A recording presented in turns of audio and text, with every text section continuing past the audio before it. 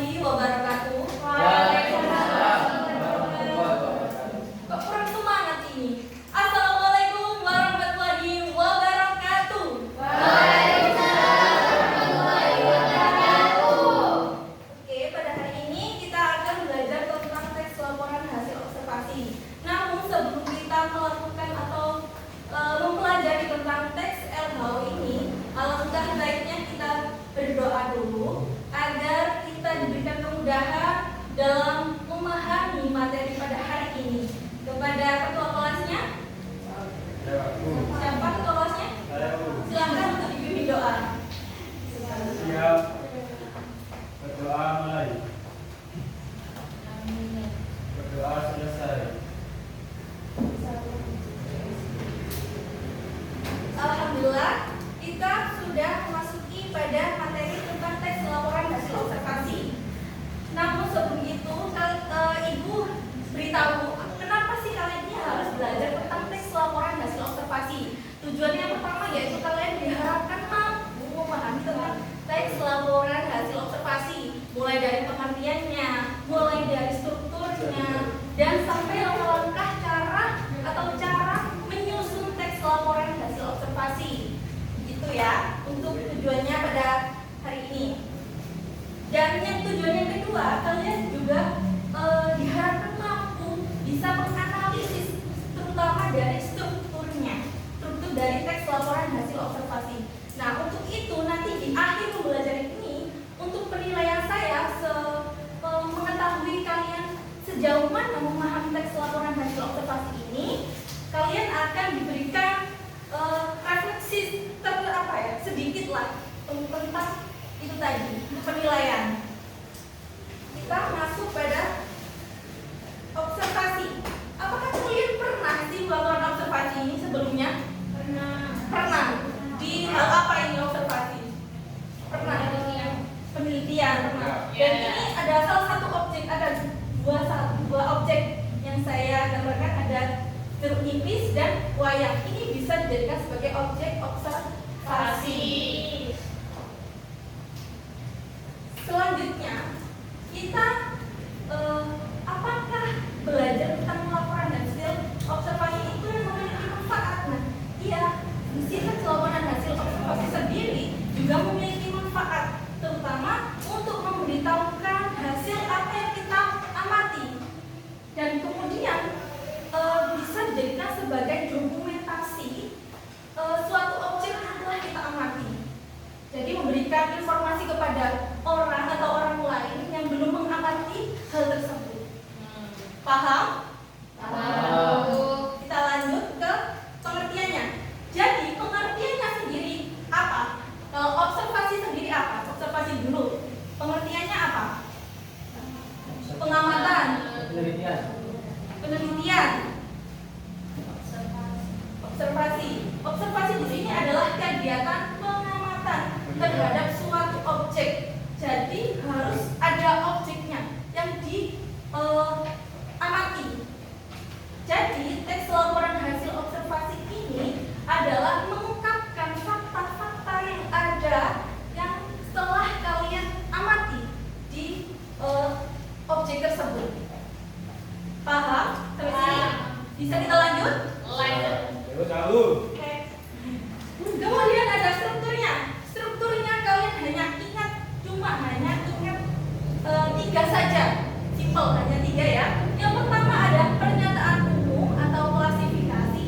Dan yang kedua ada deskripsi bagian dan deskripsi manfaat. Nah, ciri dari pernyataan umum, kalian dapat mengetahui bahwa ini adalah termasuk paragraf atau tentang struktur pernyataan umum. Ciri-cirinya berisi pembuka. Kalau pembuka berarti di awal, seperti itu ya. Terus ada biasanya disajikan dalam bentuk definisi.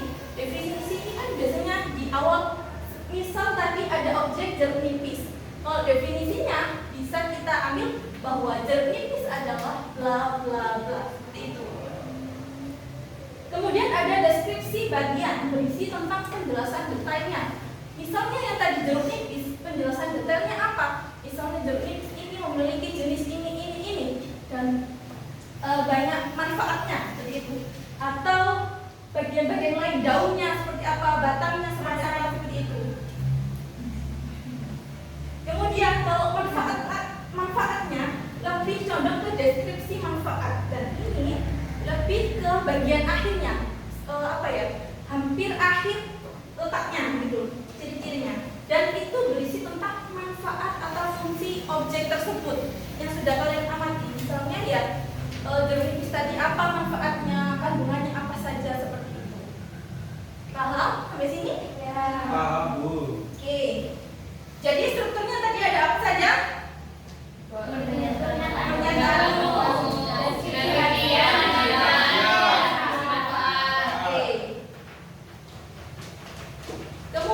Kemudian ada kebahasaan teks laporan hasil observasi, yang dimana ada kata, frasa, verba, dan nomina. Perlu kalian ketahui bahwa kata adalah satuan bahasa yang terkecil yang bersifat bebas. Bebas apa? Bisa nomina, bisa verba, seperti itu. Kemudian ada frasa. Frasa sendiri adalah gabungan beberapa unsur namun tidak melebihi batas fungsi. Bisa jadi frasa ini terdiri dari dua kata tapi memiliki satu makna. Kemudian ada verba. Verba adalah kata kerja dan nomina adalah kata benda. Contohnya kata nomina, wayang, sapu, ini adalah contoh kata nomina. Kemudian ada kata verba. Kata verba adalah minum, kata kerja, minum. Kemudian ada frasa nomina, wayang kulit, rumah sakit. Ini kan dua kata memiliki satu makna. Ya, itu. Sampai sini ada yang ditanyakan? Ya, Bu. Kemudian ada ciri kebahasaan afiksasi. Afiksasi adalah kata yang telah mendapatkan imbuhan. Kata yang mendapat proses pembuatan tersebut dapat berubah jenis. Berubah jenis maksudnya. Contohnya pertama adalah kata makan, yaitu kata verba, di mana mendapatkan an menjadi makanan, sehingga berubah menjadi nomina, bukan verba lagi. Ini yang dinamakan dapat berubah jenis. Kemudian ada diawali dengan atau ditambah di depan, dan kemudian ditambah dengan benda. Kata benda, sapu misalnya. Kemudian jika digabungkan menjadi menyapu, yang awalnya kata benda menjadi kata verba, kata kerja. Ini kata benda, nomina. Begitu ya? Paham sampai sini? Paham, Bu. Paham. Nah, kemudian ada kalimat definisi dan kalimat deskripsi. Contohnya dari kalimat definisi ini, pemilik ciri ialah, merupakan, yaitu. Jika kalimat tersebut ada merupakan, ialah, adalah, itu termasuk kalimat definisi. Begitupun dengan kalimat deskripsi. Nah, kalimat deskripsi ini merupakan kalimat yang menggambarkan suatu objek sesuai dengan keadaan yang sebenar-benarnya. Itu ya, dari bunga teratai tumbuh di atas permukaan air dan memiliki batang menjulang dengan tangkai yang kokoh. Ini adalah penggambaran objek secara sebenar-benarnya. Ada yang ditanyakan? Sebelum kita masuk pada cara menyusun teks laporan hasil observasi, tidak ada. Kita lanjut pada menyusun teks laporan hasil observasi, di mana langkahnya ini ternyata ada 4 anak-anak. Yang pertama harus menentukan objek yang akan kita amati terlebih dahulu. Kemudian kita menyusun jadwal dan menyusun beberapa pertanyaan-pertanyaan atau poin yang akan ditanyakan atau poin yang bisa dilakukan pada saat observasi tersebut. Nah, kemudian ada melakukan observasi. Pada saat melakukan observasi, kalian juga perlu untuk mencatat hal apa saja yang kalian dapat, terutama dokumentasi ini juga perlu. Bisa berupa video ataupun foto.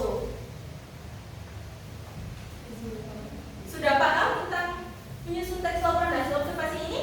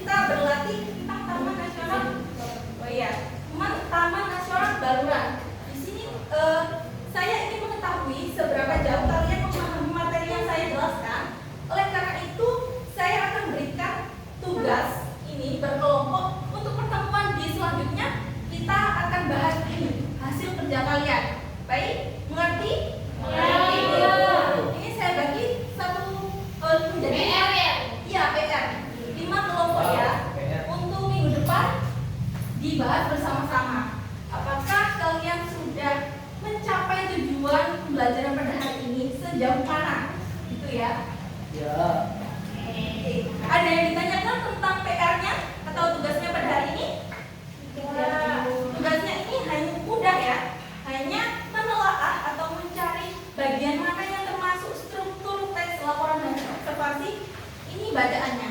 Kalian tidak perlu mencari bacaannya. Seperti itu ya. Ya, Bu. Sudah, apakah ada yang ditanyakan lagi? Tidak ada. Kalau tidak ada, saya tunjuk satu orang untuk merefleksikan kegiatan pembelajaran pada hari ini. Dan saya juga ingin mengetahui juga tentunya kalian ini mendapatkan apa pada hari ini tentang pelajaran teks laporan hasil observasi. Saya tunjuk satu orang, silahkan. Mbak Silvi. Jadi pembelajaran yang saya dapat hari ini itu tentang pengertian dan ciri-ciri struktur laporan hasil observasi, yang dimana kalau pengertiannya itu kalau laporan hasil observasi itu sebuah teks yang dibuat setelah kita melakukan suatu penelitian atau ya penelitian. Kemudian kalau untuk strukturnya itu ada definisi umum, deskripsi bagian, sama deskripsi manfaat. Dimana kalau definisi umum itu berisi kayak pengertiannya, seperti contoh itu Taman Nasional Balungan. Nanti Taman Nasional Balungan merupakan bla bla bla. Seperti itu. Kemudian kalau definisi bagian itu Taman Nasional Balungan itu seperti apa, pemandangannya, terusan di situ itu ada apa aja. Itu masuk deskripsi bagian. Kemudian deskripsi manfaat. Nah, Taman Nasional Balungan ini bisa digunakan untuk seperti taman rekreasi kah atau apa seperti itu. Baik, terima kasih untuk Mbak Silvi untuk mewakili teman-teman untuk merefleksikan kegiatan pada hari ini. Saya kira kegiatan pembelajaran hari ini cukup sekian. Apabila ada pertanyaan atau masih kurang jelas, bisa ditanyakan di pertemuan selanjutnya. Begitu ya, jangan lupa tugasnya dikerjakan. Sekian pembelajaran pada hari ini. Wassalamualaikum.